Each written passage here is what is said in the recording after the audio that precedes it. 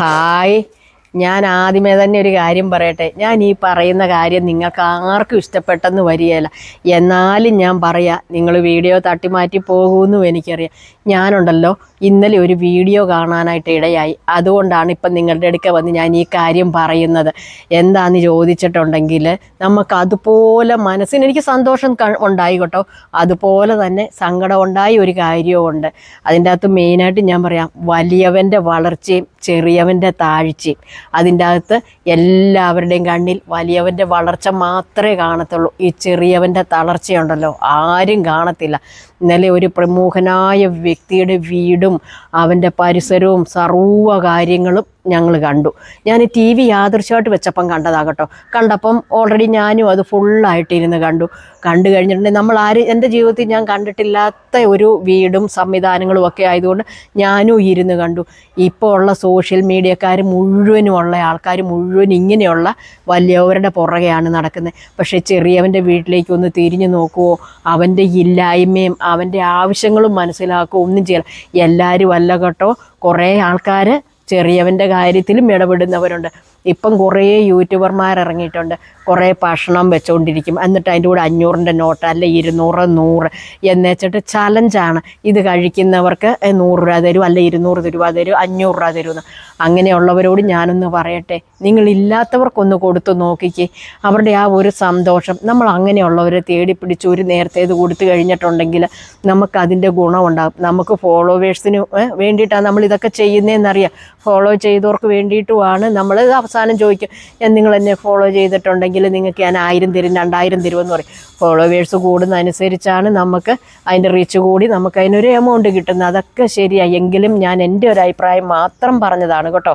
അപ്പം എൻ്റെ ഒരു അടുത്ത് എനിക്കറിയാവുന്ന ഒരു വീട് ഞാനിപ്പം ഞാൻ കാണിച്ചു തരാം. ആ വീടിൻ്റെ ശോചനീയ അവസ്ഥയും, അവരവിടെ 3-4 പേര് താമസിക്കുന്ന ഒരു വീടാണ്. ഒരു ചെറിയ ഒരു ഷെഡ് അത് തന്നെ പണിതിട്ട് ഒരു 6-7 വർഷമായി.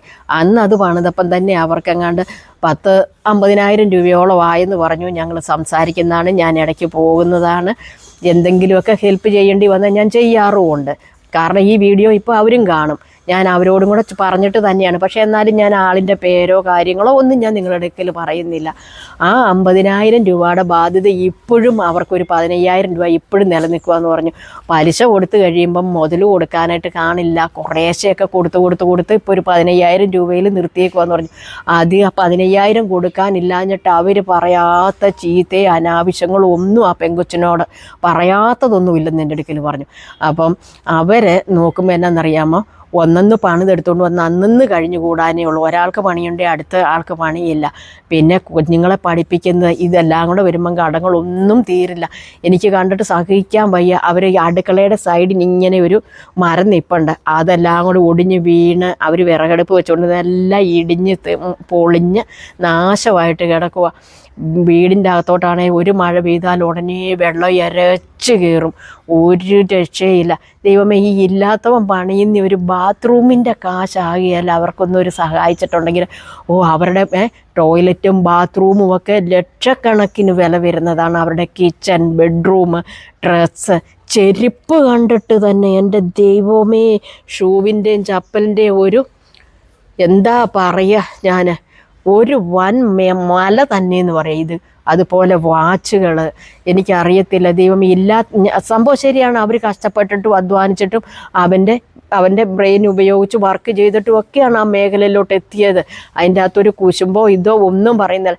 എങ്കിലും പാവങ്ങളുടെ നേരെ ഒന്ന് കൈ നീട്ടാനായിട്ട് ഒരു മനസ്സ്, ഒരു കരുണ കാണിക്കണ്ടേ. അപ്പം നമ്മളെപ്പോണക്കുള്ള ഇവരൊരു ബിസിനസ് നടത്തിയാൽ നമ്മളെപ്പോണക്കുള്ള സാധാരണക്കാർ അത് ചെന്ന് മേടിച്ചിട്ട് ഇരട്ടി ലാഭം എടുത്തിട്ടാണ് അവർ ഇത്രയും ഉന്നതിയിലെത്തുന്നത്. നമുക്കറിയാം, നമ്മൾ ആ തിരുപ്പൂർ അങ്ങനെയുള്ള സ്ഥലങ്ങളിലോട്ടൊക്കെ ചെന്നാൽ തുണി തൂക്കി മേടിക്കുക ചെയ്യുന്നത്. അങ്ങനെ തൂക്കി കൊണ്ടുവരുമ്പം ഈ ചിലപ്പോൾ ഇതുപോലെ ഞാൻ ഇട്ടേക്കുന്നേ ഇതുപോലൊരു ടോപ്പിനൊക്കെ ഉണ്ടല്ലോ, ചിലപ്പോൾ 60 രൂപ 80 രൂപയാണ് വരുന്നത്. ആ സാധനം ഉണ്ടല്ലോ ഇച്ചിരി ക്വാളിറ്റി ആയിട്ട് ഇവിടെ കടക്കാരിലോട്ട് കൊണ്ടുവരുമ്പോഴത്തേനും തോന്നിക്കഴിഞ്ഞിട്ടുണ്ടെങ്കിൽ അതിനവർ 1000 രൂപ 1200 രൂപ അവർ തന്നെയാണല്ലോ ബില്ലിടുന്നത്. അപ്പോൾ ഒരു ടോപ്പേൽ അല്ലെ ഒരു ഡ്രസ്സേലൊക്കെ എത്ര രൂപ, എന്നിട്ട് പറയും നിങ്ങൾക്ക് ഡിസ്കൗണ്ട് 50% കർക്കിടക കിഴിവ്, അല്ലെ 20%, അല്ലെ 80%, അല്ലെ ഒന്നെടുത്താൽ ഒന്ന് ഫ്രീ, ഈ വിലക്കിട്ടിട്ട് ഇങ്ങനെയൊക്കെ നമ്മളെ കുത്തിപ്പിഴിഞ്ഞാണ് അവർ സാമ്പത്തികം ഉണ്ടാക്കുന്നത്. അത് അവരുടെ കഴിവും മിടുക്കും. എങ്കിലും നമ്മൾ വലിയവൻ്റെ അടുക്കേന്ന് ഒന്ന് ചെറിയവൻ്റെ അടുത്തോട്ടും കൂടെ ഒന്ന് കണ്ണു പോയിട്ടുണ്ടെങ്കിൽ നമുക്ക് അവരെ ഒന്ന് കൈപിടിച്ച് രക്ഷിക്കാൻ പറ്റും. എനിക്ക് കണ്ടിട്ട് ഭയങ്കര സങ്കടവും വിഷമവും വരും ഇങ്ങനെയുള്ളവരെയൊക്കെ കണ്ടു കഴിയുമ്പോൾ. അതുപോലെ തന്നെ നമ്മൾ ഒരു നേരത്തെ മരുന്നിനില്ലാത്തവനൊന്ന് സഹായിക്കുക, അല്ലെ ഒരു നേരത്തെ ഭക്ഷണം മേടിച്ചു കൊടുക്കുക, അല്ലെ ഉടുത്തു മാറാൻ ഒരു തുണി മേടിച്ചു കൊടുക്കുക. ഇതൊന്നും ആരും ചെയ്യുന്നില്ല. വലിയ വലിയ ആൾക്കാർ, വലിയ ആൾക്കാരെന്ന് പറഞ്ഞാൽ പണക്കാർ, അല്ലെ സിനിമാക്കാർ, രാഷ്ട്രീയക്കാർ, ബിസിനസ്സുകാർ, അല്ലെ വലിയ എസ്റ്റേറ്റ് ഉടമ, ഇവരുടെയൊക്കെ പുറകെയാണ് ആൾക്കാർ ഈ ക്യാമറയും തൂക്കിക്കൊണ്ട് ഉള്ളവനെ വീണ്ടും വീണ്ടും വീണ്ടും വീണ്ടും പൊക്കി കാണിച്ചുകൊണ്ട് നടക്കും. ഉള്ളവനും 6 അടി മണ്ണിനാണ് അവകാശം, ഇല്ലാത്തവനും ഈ 6 അടി മണ്ണിന് അവകാശം. നമ്മൾ എന്തെല്ലാം വാരി കൂട്ടി പിടിച്ചാലും പോകുമ്പം ഈ 10 കിലോ സ്വർണ്ണം ഇടിച്ച് നമ്മളെ വിടുവോ? അല്ലെങ്കിൽ ഈ കോടിയുടെ വിലയുള്ള വാച്ച് ഇടിച്ച് നമ്മളെ വിടുവോ? എന്താ കൊണ്ടുപോകണേ? ഒന്നുമില്ല. ഉള്ളവനും ഇല്ലാത്തവനും എല്ലാം പോകുമ്പം ഒരമ്മയുടെ വയറ്റിൽ നിന്ന് ജനിക്കുമ്പം നമ്മൾ ഒന്നുമില്ലാതെ, ഉടുവസ്ത്രം പോലും ഇല്ലാതെ ജനിക്കുന്നു. തിരിച്ചു പോകുമ്പം നമ്മളെ ഒരു ഡ്രസ്സ് ഇടിക്കും. പക്ഷേങ്കിൽ ഇപ്പോൾ എല്ലായിടത്തും തന്നെ ദഹിപ്പീരായതുകൊണ്ട് ആ ഒരു ഡ്രസ്സെ തന്നെ നമ്മളെ ദഹിപ്പിച്ചു വിടും. വരുമ്പോഴും ഒന്നും കൊണ്ടുവരുന്നില്ല, പോകുമ്പോഴും ഒന്നും കൊണ്ടുപോകുന്നില്ല. നമ്മളില്ലാത്തവനെയും കൂടി ഒന്ന് സഹായിച്ചിട്ടുണ്ടെങ്കിൽ എന്തൊരു മനസമാധാനം. നമുക്ക് ഒരു ദിവസം ഒരാളെ ഒരു ചെറിയ കാര്യത്തിന് സഹായിച്ചിട്ടുണ്ടെങ്കിൽ നമുക്ക് കിടക്കുമ്പോൾ ഭയങ്കര ഒരു മനസമാധാനവും സന്തോഷവും ഉണ്ടാകും. ഇതല്ല, ഉള്ളവൻ എപ്പോഴും ഇല്ലാത്തവനെ ചവിട്ടി താത്തി വെച്ചിട്ട് അവന് ഉയരണം. അതൊക്കെ അവൻ്റെ കഴിവും മിടുക്കുമൊക്കെ എന്തെങ്കിലുമൊക്കെ ആയിക്കോട്ടെ. പക്ഷേങ്കിൽ ഈ ക്യാമറയും തൂക്കി നടക്കുന്നവരും ഇല്ലാത്തവൻ്റെ മുമ്പിലോട്ടും കൂടെ ഒന്ന് ചെന്നിട്ട് അവരുടെ ആവശ്യങ്ങൾ, എനിക്ക് സത്യം പറഞ്ഞു കഴിഞ്ഞാൽ ഞാൻ ഇപ്പം എന്താ പറയുക, എൻ്റെ ഒരു ചെറിയൊരു സ്ഥലം വിൽക്കാനുണ്ടെന്ന് ഞാൻ നിങ്ങളോട് എല്ലാവരോടും പറഞ്ഞിട്ടുണ്ടായിരുന്നു. എൻ്റെ തൊടുപുഴയിൽ അവർ വിദേശത്താണ്, അവർ ജൂൺ അവസാനം വരും. വന്നു കഴിയുമ്പം അത് കൊടുത്തു കഴിയുമ്പം വ്യക്തിപരമായിട്ടല്ല, നിങ്ങൾ തിരഞ്ഞെടുക്കുന്ന 5 പേർക്ക് തന്നെ 5000 വെച്ച് കൊടുക്കും. അതിൻ്റെ അകത്ത് വന്നൊരു ക്യാൻസർ പേഷ്യൻ്റ് വന്ന്, ചേച്ചി എനിക്ക് ഒരു നേരത്തെ മരുന്ന് മേടിക്കാനായിട്ട് എനിക്ക് അതിലൊരു 5000 രൂപ തരാൻ പറ്റുമോ എന്ന് ചോദിച്ചു. നിങ്ങൾ സമ്മതിച്ചില്ലേ, ഞാനത് വ്യക്തിപരമായിട്ട് കൊടുക്കുമെന്ന് പറഞ്ഞു. അവരെന്തോ യുദ്ധത്തിൻ്റെ മറ്റ് കാര്യങ്ങളുമൊക്കെ വന്നതുകൊണ്ട് അവരുടെ വരവ് മുടങ്ങിപ്പോയി എന്നും നിങ്ങളല്ലേ ഓർക്കും. അന്ന് അവർ വീഡിയോയ്ക്ക് വേണ്ടി പറഞ്ഞാൽ ഒരിക്കലും അല്ല, അവർ വന്ന് എപ്പോൾ സ്ഥലം എടുത്താലും ഈ പറഞ്ഞ കാര്യം ഞാൻ ചെയ്യും. ഉറപ്പായിട്ടും ഞാൻ ആ പറഞ്ഞ വാക്ക് പാലിക്കും. അല്ലാതെ നമ്മൾ ചിലരുണ്ടല്ലോ, രാഷ്ട്രീയക്കാരുണ്ട്, ജയിച്ചു പോകാൻ വേണ്ടിയിട്ട് ഞാൻ നിങ്ങളുടെ കാര്യങ്ങളല്ലേ, നിങ്ങളുടെ സ്ഥലത്തല്ലേ, എൻ്റെ മണ്ഡലത്തിൽ ഞാൻ അത് ചെയ്യും ഇത് ചെയ്യും മാങ്ങാത്തൊലി ചെയ്യും. പിന്നെ ആ വഴിക്ക് തിരിഞ്ഞ് നോക്കത്തില്ല. ഈ 5 വർഷം കഴിയും, പിന്നെ ഈ 5 വർഷം കഴിയണം പിന്നെയും വരാനായിട്ട്. അതുപോലെ തന്നെ പഞ്ചായത്ത് ഇലക്ഷൻ ഞാൻ പറയാം, പഞ്ചായത്ത് അവനവൻ്റെ വാർഡിൽ നിൽക്കുന്നവരാണല്ലോ നിൽക്കുന്നത്. നമ്മുടെ വാർഡിൽ ഞാൻ അങ്ങനെ ചെയ്യും ഇങ്ങനെ ചെയ്യും, വഴി ശരിയാക്കി തരും, വീടില്ലാത്തവന് ഞാൻ വീടുണ്ടാക്കി തരും. ഇതെല്ലാം ഉണ്ടല്ലോ, പറച്ചിലി മാത്രമേ ഉള്ളൂ. പക്ഷേ എല്ലാവരും അല്ല കേട്ടോ, ചെയ്യുന്നവരും ഉണ്ട്. അതായത് ബ്ലോക്കിൽ നിന്നോ പഞ്ചായത്തിൽ നിന്നോ അനുവദിക്കാതെ എനിക്ക് ഒരുപാട് പേരെ എനിക്കറിയാം അങ്ങനെ വ്യക്തിപരമായിട്ട് കയ്യിൽ നിന്ന് കാശെടുത്ത് കൊടുത്ത് സഹായിച്ച് വീടിനും അല്ലെങ്കിൽ ഒരു കക്കൂസിനുമൊക്കെ സഹായിക്കുന്ന നല്ല രാഷ്ട്രീയക്കാരുമുണ്ട്. എല്ലാവരെയും മോശമാക്കി പറയുന്നതൊന്നുമല്ല കേട്ടോ ഞാൻ. അപ്പം ഈ വീടും കൂടും കൊട്ടാരവും എത്ര വലിയ കൊട്ടാരത്തിൽ നമ്മൾ പോയാലും ഒന്നെങ്കിൽ 6 അടി മണ്ണിൽ നമ്മൾ തീരും, അല്ലെങ്കിൽ ഒരു പിടി ചാരമായി തീരുന്ന നമ്മളാണ്.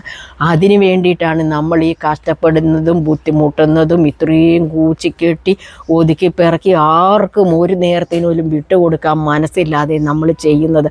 അതിൻ്റെ അകത്ത് വേറൊരു കാര്യം കൂടെ പറയാം. നമ്മുടെ തലമുറയ്ക്ക് മാത്രമല്ല ഇവരൊന്നും ഉണ്ടാക്കുന്നത്, കാണാതിരിക്കുന്ന എത്രയോ തലമുറയ്ക്കും കൂടെ വേണ്ടിയിട്ട് ഇവർ ഈ സമ്പാദിച്ചു കൂട്ടുന്നത്.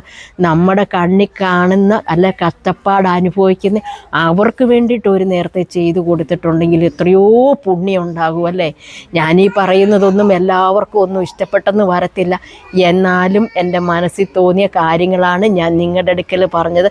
നിങ്ങൾക്ക് ആർക്കും എന്നോട് പരിഭവമോ വിഷമമോ ബുദ്ധിമുട്ടോ ഒന്നും ഉണ്ടാകരുത് കേട്ടോ.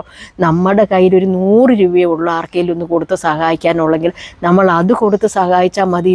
അല്ലാതെ 1 ലക്ഷമോ 50,000 ഒന്നും ആരും കൊടുക്കണ്ട. ഉള്ളതിൽ ഓഹരി നമ്മൾ കൊടുത്താൽ മതി. നമ്മൾ കടവും ബലയും മേടിച്ച് ഒന്നും ആർക്കും കൊടുക്കണ്ട കേട്ടോ.